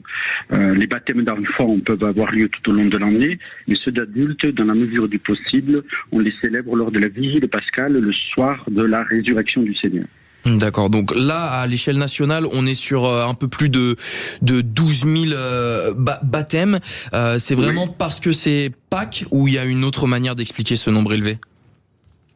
Non, c'est la Pâques qui réunit finalement cette dynamique, comme vous l'avez évoqué, ça vient au long cours, et de fait, ça fait 12 000. Il y a une forte augmentation du nombre d'adultes, mais cela est anticipé, puisque s'ils sont baptisés ce soir, ils sont préparés depuis 2 ans, et on risque dans le bon sens du terme, de voir ce chiffre continuer, puisque, pour élément de comparaison, j'ai baptisé 4 adultes et il y en a 8 qui se préparent pour l'an prochain. Alors, je ne sais pas si ce sera la même chose dans toutes les paroisses, mais il y a une tendance qui se manifeste et qui est concrétisée par l'augmentation des baptêmes d'adultes dans une grande variété que nous voyons. Bon, c'est quand même une sacrée info. Merci à vous, Jules. Merci également au père qui est avec nous depuis Montpellier. Alors, oui, Philippe Bilger voulait absolument... Mais très court, Philippe. L'excellente séquence de Jules paraît un utile contrepoint à la dérision grotesque manifestée par Apathy face à l'excellent numéro du GDD. Bon, merci en tout cas au père Vincent Cabanac. Bravo. Et plein de baptêmes finalement. Puis ça a l'air de faire plaisir. Merci Jules. Allez, dans un instant, le tour de table avec nos 3 vraies voix. Alors, est-ce que vous vous faites plaisir avec les vraies voix en ce jour férié? C'est particulier d'écouter comme ça. On rentre peut-être d'un repas de famille. C'est la fin. Il a duré longtemps, si vous rentrez. Attends, il faut prendre le temps. Et puis en plus, il y a des embouteillages quand même, Elisabeth. Elisabeth Lévy est avec nous, bien sûr. Jean-Michel Fauvergue. Et puis Philippe Bilger qui va commencer le fameux tour de table. Oh, dites, je vais envoyer les actualités. Vous venez les voir dans la cabine? Je vais vous raconter une histoire pas banale. Et vous me racontez pas votre petite journée? On a assez perdu de temps comme ça. Le tour de table. De l'actualité. Le tour de table, c'est le sujet choisi par chacune des vraies voix. C'était une vraie voix. Et nous commençons donc avec Philippe. Alors, vous vous intéressez, Philippe, et ça peut interloquer, à LFI. Tiens donc, oui. Élection présidentielle 2027. Vous avez déjà un choix pour l'après-Mélenchon? Non, mais je vais aller très vite, Fred, mais j'ai 3 idées fondamentales. Si je parle, fondamental, c'est peut-être présomptueux. Si je parle de Clémentine Autain, c'est que j'ai eu la chance d'avoir une relation amicale avec elle parce que je l'avais félicitée pour son excellent livre à la suite du viol dont elle avait été victime. Elle refusait la politique du pire et elle disait on s'en sort après un viol. Deuxième élément, j'ai pu continuer une relation avec elle et quand j'apprends qu'elle a pour objectif 2027 la présidentielle en sa faveur, eh bien, c'est quelque chose qui me fait plaisir parce que j'ai tout retrouvé qu'au sein de LFI, c'était une femme qui avait du courage et bien plus, par exemple, que ceux que vient d'adouber Mélenchon, et je pense notamment à François Ruffin et à Panot, Ruffin qui change d'avis dès que Mélenchon gronde un peu, et je trouve que c'est bien de sa part. Elle tente d'aller au bout d'un mouvement. Je ne sais pas si elle battra en brèche l'envie de Mélenchon, mais en tout cas, je la félicite. Donc entre Clémentine Autain, François Ruffin, Manuel Bompard, Mathilde Panot, vous avez une préférence? Vous aurez noté, Fred, que j'ai soigneusement évité de prononcer Manuel Bompard. Mais j'étais quand même obligé de le rappeler. Je l'aime bien et je partage pas ce qu'il pense, mais je n'ai aucune raison. Étant un réactionnaire, j'attache plus d'importance au tempérament qu'aux idées. D'accord avec le choix Autain, sans jeu de mots? Écoutez, il se trouve que je connais un peu Clémentine Autain pour avoir débattu avec elle. C'était animé par Christophe Audelat. C'était assez sanglant, je dois dire, en particulier quand il était question du Moyen-Orient. sujet auquel elle ne connaît rien, ce qui ne l'empêche pas d'avoir des avis extrêmement arrêtés sur le sujet. Moi, je la trouve extrêmement dogmatique. Si vous voulez, par ailleurs, elle c'est une femme sympathique. Je veux dire, dès qu'on quitte le débat politique, on peut tout à fait, mais elle est extrêmement dogmatique. C'est elle qui nous avait expliqué qu'à Sevran, il n'y avait aucun problème, que les femmes pouvaient aller dans les bistrots. Bon. Je dois dire que, à vrai dire, si vous voulez, je trouve que ce serait catastrophique que qui que ce soit de la France insoumise soit... Ouais. Non, mais je vous m'empêchez de vous poser la question, alors entre les quatre, qui? Non, mais vous n'aurez pas de réponse. Je veux dire, excusez-moi, là, ils ont quand même montré... Bon. On a compris. Réponse aussi à Philippe Bilger de Jean-Michel Fauvergue. Alors, quand on dit dogmatique de la part de LFI, c'est exactement la même chose. Les LFI, s'ils n'étaient pas dogmatiques, ils n'existeraient pas, tous autant qu'ils sont. Mais c'est une bonne chose, c'est plutôt une bonne nouvelle qu'il y ait beaucoup plus de candidats pour faire barrage à Mélenchon en interne. Mais elle a été maltraitée, Clémentine Autain, par Mélenchon. Hein. Donc, c'est peut-être pour ça aussi que maintenant, elle est en train de bouger là-dessus.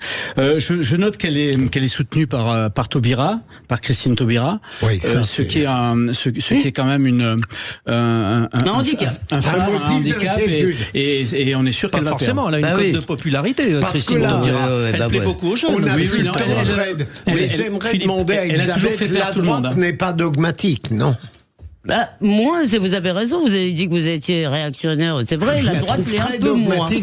La droite l'est un peu moins, je trouve. Non, mais, oui, les gens de droite, si vous voulez, n'agitent pas des croix et des gousses d'ail. Non, quand même. Ils sont lancés. Ils passent pas leur temps à excommunier.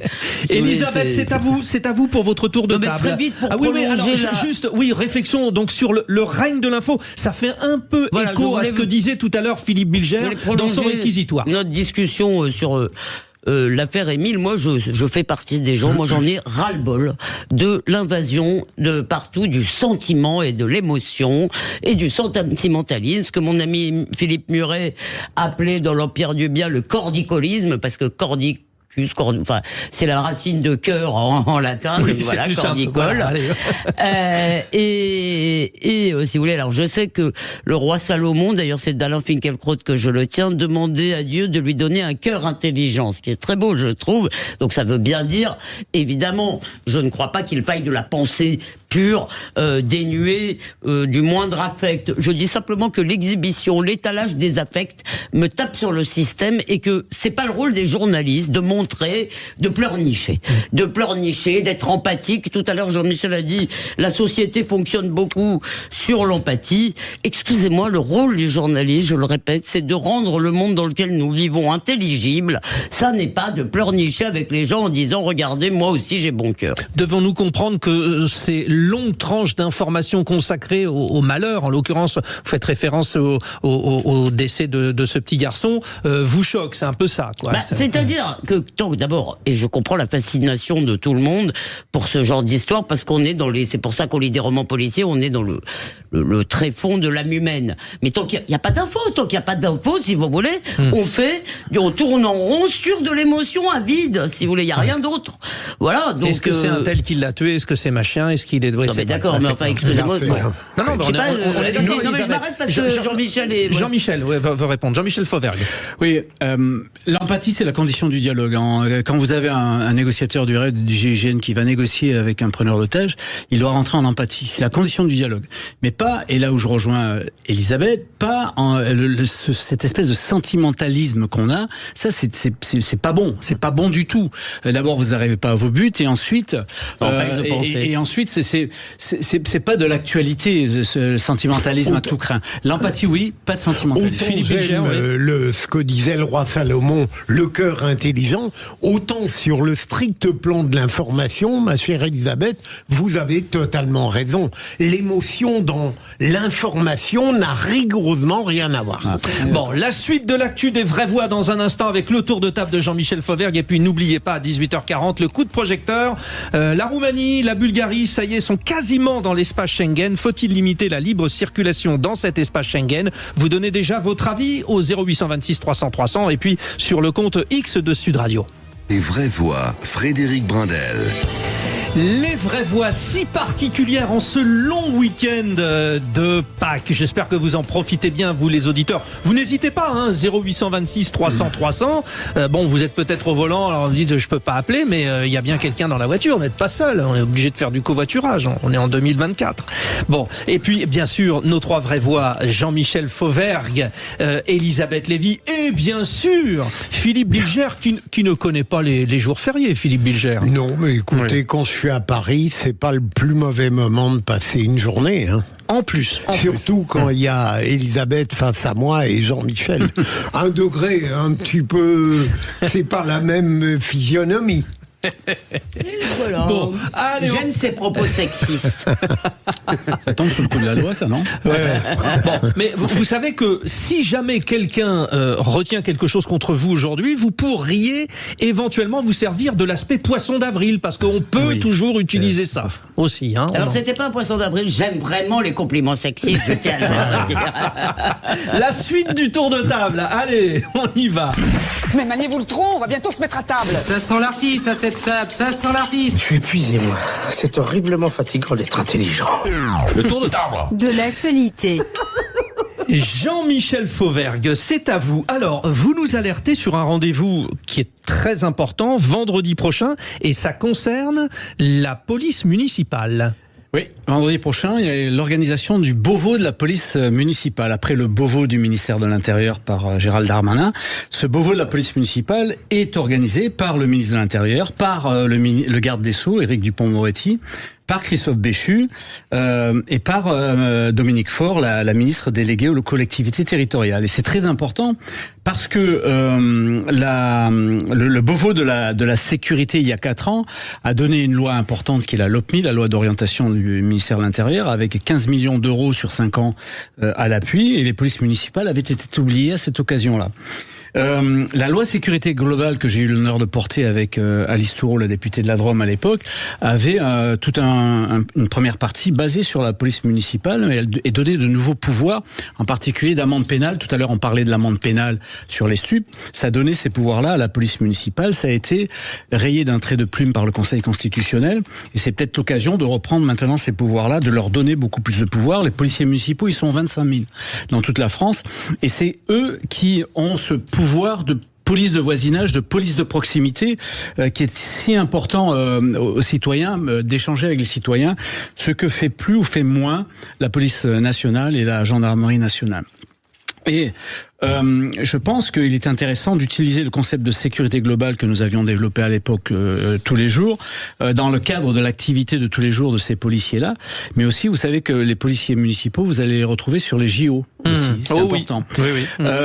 Donc, nécessité de leur donner un peu plus de pouvoir et surtout, nécessité aussi de leur donner plus de reconnaissance. Ils étaient en grève il n'y a pas si longtemps que ça, et ils avaient bien raison, je le dis à Sud Radio, ils avaient bien raison, parce qu'ils ne sont pas reconnus en tant que tels, et parce que leur salaire, hors prime, est un salaire qui est pas à la hauteur, et surtout leur retraite, parce que les primes sont pas prises en compte et c'est de tout ça qu'il faudra discuter à ce Beauvau de la police vendredi, donc, où j'y serai. Vous y serez. Qu'est-ce que vient faire Christophe Béchu là-dedans? Parce qu'il est ministre de la transition écologique, mais et aussi de la cohésion des territoires. Alors, bon, je vous donne la parole, les vraies voix, juste pour dire quand même, bon, c'est peut-être un moment important, c'est-à-dire que Jean-Michel Fauvergue, rappelons-le, ancien patron du RAID, qui rend hommage à la police municipale. J'imagine que si vous êtes policier municipaux et que vous écoutez cet hommage de Jean-Michel, ça doit vous toucher. Mais surtout, réaction. Oui, il me semble que pendant, je ne sais pas où ça en est, si la loi, j'ai pas suivi ça peut-être avec assez d'attention à changer cela, mais pendant longtemps, si vous voulez, ça a été très compliqué pour les maires d'obtenir que leur police municipale soit armée ou fut armée, soit armée. Et donc, coordination des temps. Donc, je sais que Robert Ménard il avait dû aller, je crois, jusqu'au Conseil d'État pour l'obtenir. Or, si vous avez des policiers municipaux et que vous leur refusez le droit d'être armés, Si vous voulez, vous vous privez quand même. Donc, Jean-Michel, pouvez-vous m'éclairer sur ce point? Pour ou contre, Jean-Michel? Oui, non, moi je suis pour l'armement des policiers municipaux. Pourquoi pour l'armement des policiers municipaux? Parce qu'ils sont pris pour cible maintenant. Bah, évidemment. Et parce qu'aussi ils doivent intervenir en primo-intervenant. C'est ce qui s'est passé à Nice devant des gens qui tirent. Là, c'était un devant terroriste. l'église, non? C'était pas. C'était un terroriste. Oui, c'était dans l'église. Et donc aujourd'hui, pour répondre totalement à votre question, Elisabeth, les maires font la demande pour leur police municipale pour être armés, et le préfet peut s'y opposer, mais en général c'est accepté de manière générale. La problématique, elle vient pas du fait que certains maires ne demandent pas, comme à Paris par exemple, ne demandent pas à ce que leur police municipale soit armée, et les policiers municipaux les syndicats sont derrière pour réclamer l'armement, parce que c'est important pour les raisons dont on vient de parler. Ça aurait été étonnant que Madame Hidalgo nous fasse pas aussi un truc là-dessus. Je vous attendais là-dessus, Elisabeth Lévy. Nous vous avons lu. J'ai vu l'autre jour un tweet qui disait Johanna Roland est la Anne Hidalgo de Nantes. Alors on pourrait retourner la chose et dire qu'Anne Hidalgo est la Johanna Roland de Paris. Très bien. C'était là aussi l'hommage rendu par Elisabeth Lévy au maire de gauche. Mais c'est autre chose. Dans un instant, les auditeurs de Sud Radio, vous pouvez intervenir. 0826 300 300. C'est l'une des informations de ce week-end de Pâques. La Roumanie et la Bulgarie, donc, inclus dans l'espace Schengen. Alors en partie, nous y reviendrons, mais nous vous posons la question sur X. Faut-il limiter la libre circulation dans l'espace Schengen? Ça fait partie des nombreuses questions qu'on se pose. Est-ce que, comme les Autrichiens, vous pensez que l'entrée des Roumains et des Bulgares dans l'espace Schengen soit dangereux? Est-ce que les règles de l'espace Schengen sont encore adaptées aux exigences de notre époque? Parlons vrai, faut-il réduire la libre circulation aux frontières à l'intérieur de l'Union européenne? Autant de questions que nous vous posons. Nos vraies voix sont prêtes. On aura le temps de faire un bon débat avec vous, les auditeurs. 0826 300 300. Les vraies voix, Frédéric Brindel. Les vraies voix en ce lundi de jour férié. Oui, pour presque tout le monde. Pas en l'occurrence pour nos vraies voix. Philippe Bilger, président de l'Institut de la Parole et auteur de Libre Propos d'un inclassable, publié à la Nouvelle Librairie. Jean-Michel Fauvergue, ancien patron du RAID et ancien député, auteur de Les Hommes en Noir, publié chez Plomb, il est avec nous. Et tout comme Elisabeth Lévy, directrice de la rédaction de Causeur. La question que nous vous posons dans ce coup de projecteur, vous pouvez d'ailleurs aller sur le compte X de Sud Radio et répondre. La Roumanie et la Bulgarie rentrent dans l'espace Schengen de manière mesurée et nous allons y revenir. La question est la suivante. Faut-il limiter la libre circulation dans l'espace Schengen? Les Autrichiens ont demandé à ce que les Roumains et les Bulgares n'aient pas le droit au passage des frontières terrestres. On rappelle, ça sera donc à partir de maintenant. Il n'y a plus de contrôle aux frontières aériennes et maritimes pour ces deux pays qui sont, rappelons-le, espace Schengen, Union européenne surtout. Un mot, 29 pays appartiennent à cet espace Schengen. Les 25 sur les 27 de l'Union européenne, vous mettez de côté l'Irlande et Chypre, deux îles, mais qui ne sont pas dans l'espace Schengen, et vous ajoutez Islande, Liechtenstein, Suisse et Norvège, qui, comme vous le savez, ne sont pas espace Schengen. Philippe Bilger, est-ce que, quand vous entendez cette information, ça y est, la Roumanie et la Bulgarie sont dans l'espace Schengen, comme les Autrichiens, vous vous dites, oh, il y a danger? Franchement, mon cher Frédéric, vous me faites intervenir le premier sur un sujet que je maîtrise mal. J'avoue que je suis perdu dans cette bureaucratie européenne entre l'espace Schengen, l'Union européenne, et a priori, à partir du moment où les processus se déroulent normalement, je n'ai pas de raison de principe de considérer que les Bulgares ou les Roumains devraient voir récuser des bénéfices que les autres pays ont. Ceci étant dit, si c'est bien votre question, je pourrais, en réfléchissant, trouver peut-être inutile pour certains pays, même dans l'espace Schengen, qu'ils viennent apporter leurs éléments négatifs dans la France, dont les frontières sont évidemment très perméables.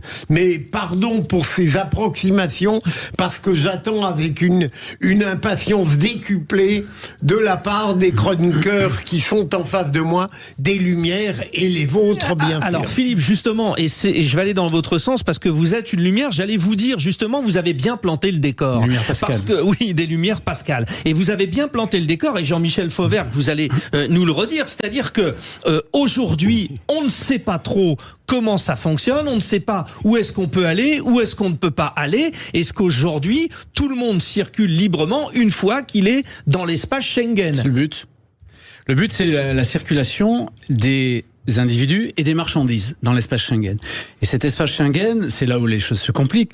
Il n'est pas seulement réservé aux États de l'Union européenne, puisque vous en avez cité 4 qui sont hors Union européenne, et puis tous les États de l'Union européenne n'y sont pas.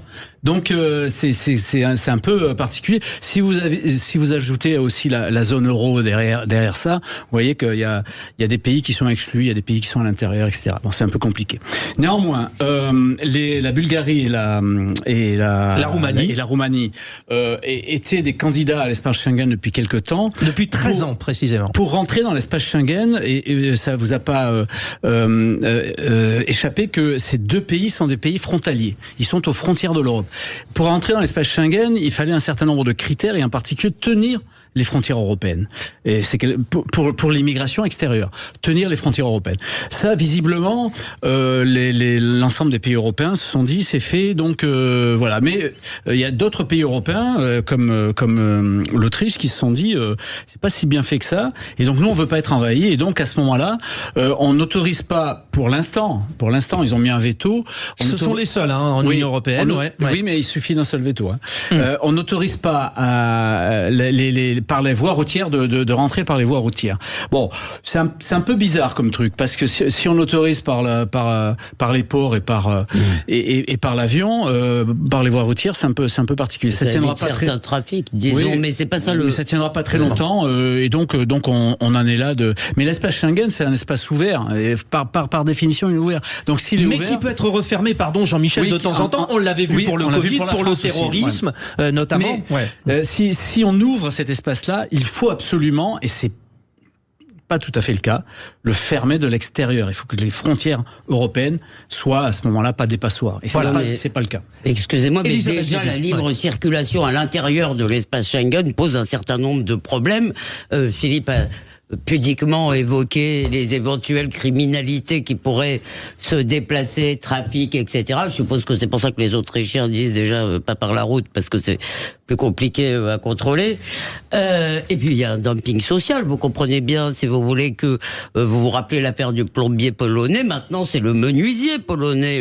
Et vous avez des gens, si vous voulez, qui viennent 15 jours, qui vont monter votre bibliothèque pour 4 fois moins cher que des artisans que vous trouverez ici. Donc, si vous voulez, tant qu'il n'y a pas d'harmonisation sociale, et évidemment, elle ne va pas se faire de façon autoritaire, mais si vous voulez, tant qu'il n'y a pas une assez grande convergence des économies, c'est juste, si vous voulez, mettre en concurrence des gens, comme d'habitude, si vous voulez, comme on a été mis en concurrence avec les Chinois, on va mettre en concurrence les classes moyennes, les artisans français, en concurrence avec des gens. Mais d'autre part, si vous voulez, comme vous savez, il y a un fantasme d'étendre l'Europe, c'est déjà complètement, à mon avis, délirant qu'on soit à 27, pardon. 27, oui. Mais enfin, un jour, je veux dire, il y a des gens qui veulent étendre au Maroc, à la Turquie. Donc, si vous voulez, si, à ce moment-là, la libre circulation, évidemment, devient un enjeu majeur. Mais là où je rejoins, évidemment, Jean-Michel, le problème, si vous voulez, c'est que puisque nous n'arrivons plus à contrôler nos frontières nationales, bien qu'en fait on le pourrait. On peut tout à fait avoir des systèmes dérogatoires, on remet de temps en temps des douaniers à la frontière de l'Italie, je vous rappelle, donc on pourrait le faire. Mais juste le règlement, Elisabeth, le règlement de l'espace Schengen dit sur une période courte. Oui, voilà. Mais enfin bon, écoutez, il y en a assez de se faire, d'être terrorisé par ce que disent les règlements. On est la France, too big to fail, si vous voulez, donc si on décide qu'on veut mettre des contrôles contrôles à nos frontières, on les met et personne va nous empêcher de les mettre. Le problème, c'est le contrôle aux frontières de l'Europe. Vous comprenez bien qu'il y a des ventres mous. Vous comprenez bien que, alors à un moment c'était la Grèce, je veux pas dire de mal parce que peut-être que c'est plus le cas, mais vous, à la Bulgarie maintenant. Donc vous avez des pays qui sont des portes d'entrée de la migration clandestine. Notamment ceux qui sont ouverts sur la Méditerranée, comme donc, la Grèce. C'est ça, évidemment, le grand problème. Donc, si vous voulez dire qu'on peut sortir à la frontière de la Bulgarie et venir directement dans les autres pays de l'Union européenne, ça veut dire ouvrir de nouveau une porte grande comme ça à des demandeurs d'asile dont 10% seront acceptés et tous les autres resteront. Philippe Bilger. Non, allez-y, Philippe. Spécialiste tout de même. Non, mais allez-y, Philippe, allez-y. Moi, je suis frappé de la comparaison que je vais faire est tout à fait probablement discutable, mais quand je vois que on élargit complètement l'espace Schengen et que on ne parvient pas en même temps à approfondir ce que l'esprit européen pourrait avoir d'authentique, j'ai l'impression que ça relève un petit peu de la méthode macroniste qui, au lieu dépassé par les événements, a décidé d'éparpiller dans la France entière les immigrés. De la même manière en Europe, faute d'améliorer l'Europe, eh bien, en quelque sorte, on l'élargit. Parce que ça sera toujours bon à prendre. On donne une dîme et c'est réglé. Les auditeurs de Sud Radio, sur le compte X, disent oui, il faut limiter la libre circulation dans l'espace Schengen. Ils le disent à 93%, Jean-Michel Fauvert, qui répond aussi et à la fois à Elisabeth et à Philippe.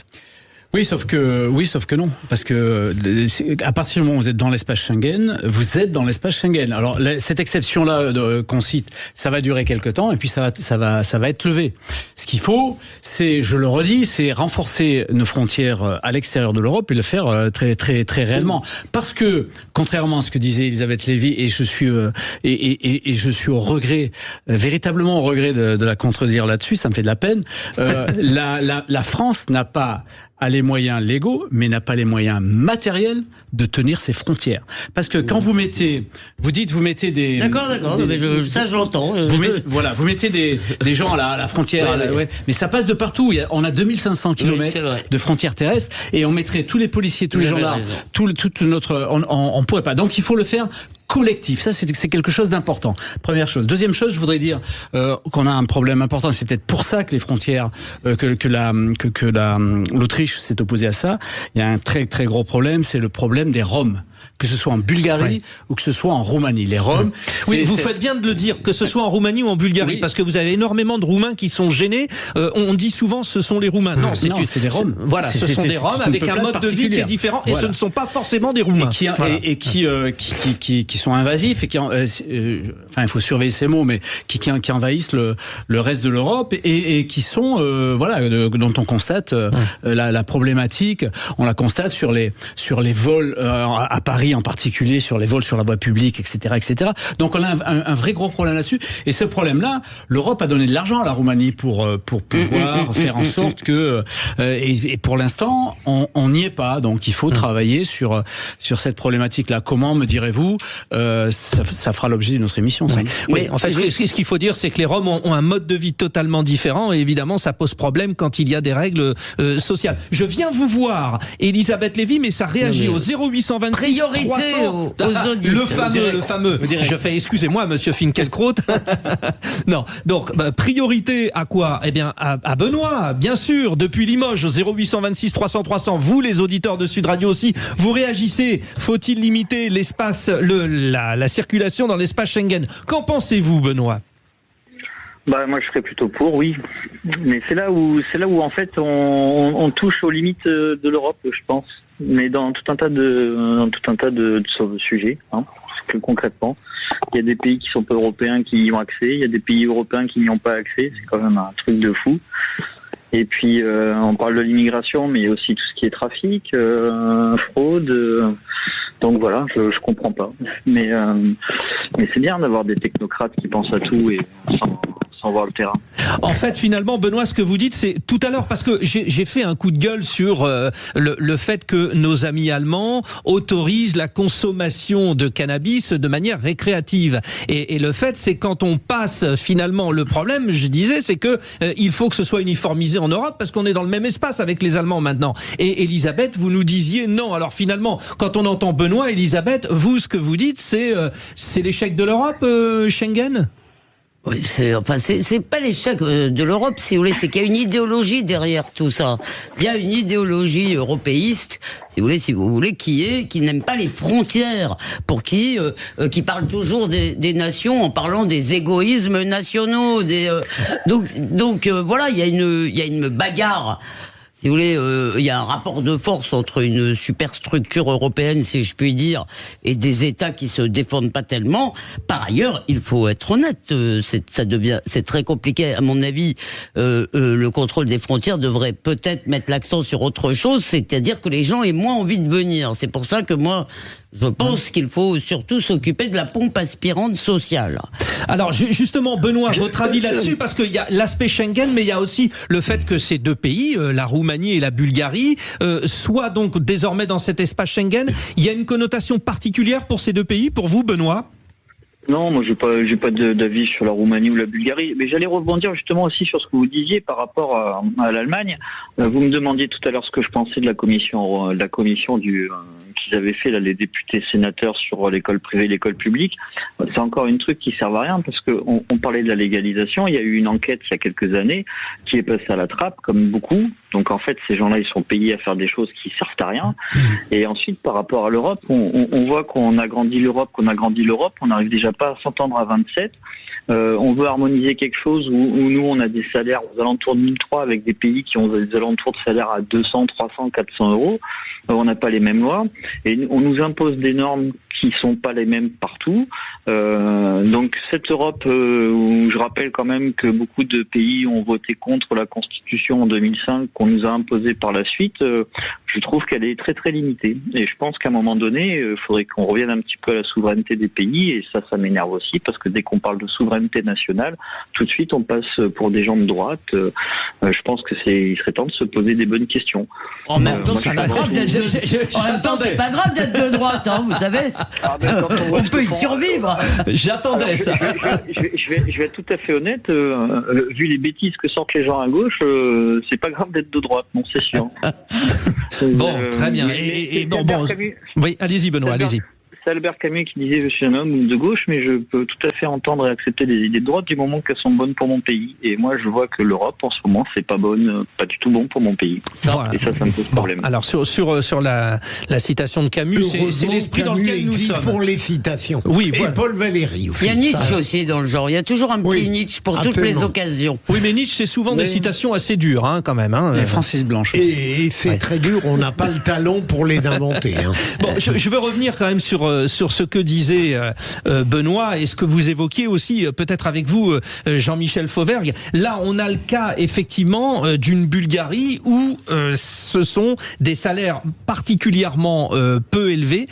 Qu'est-ce qu'on fait avec cette circulation des travailleurs finalement? Parce que c'est là le problème. Aujourd'hui, on est obligé, les pauvres Ukrainiens, de s'en prendre à eux alors qu'ils essayent de vendre leurs pauvres poulets. Pas à eux, à leur poulet, à leur poulet. Oui, voilà. Mais s'en prendre au poulet, c'est pas sympa. Le jeu de mots, dit l'ancien patron du Rennes. Voilà.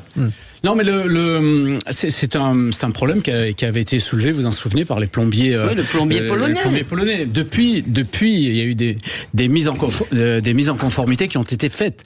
Ne croyez pas que un travailleur roumain va partir de chez lui, être employé chez lui et payé par nous avec un différentiel et va arriver dans notre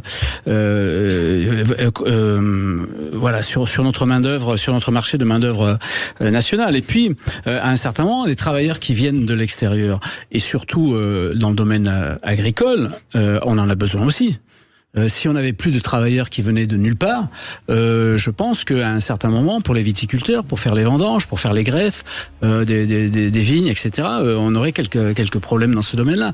Donc, on n'est pas forcément, c'est pas parce que la Roumanie et la Bulgarie viennent dans les frontières de l'Europe que tout va s'effondrer. C'est régulé cette chose-là. C'est pas ça le problème. Le problème, c'est effectivement la libre circulation d'un certain nombre de personnes qui sont soit romains, soit bulgares de Rome, on en a parlé tout à l'heure, ou alors qui viennent de l'extérieur et qui ne sont pas contrôlés par des gens qui ne tiennent pas. Les Bulgares et les Roumains ont dit justement qu'ils mettaient en place dans leurs aéroports des contrôles. Il y a sur les aéroports, c'est plus facile. Et ils ont notamment des problèmes sur les mineurs, hein, qui est sur la circulation des mineurs. Merci les vraies voix. Pile, allez, à l'heure, nous y sommes. Dans un instant, vous retrouverez le rendez-vous avec les associations. Tiens, par magie, Philippe David et Cécile de Minibus réapparaîtront.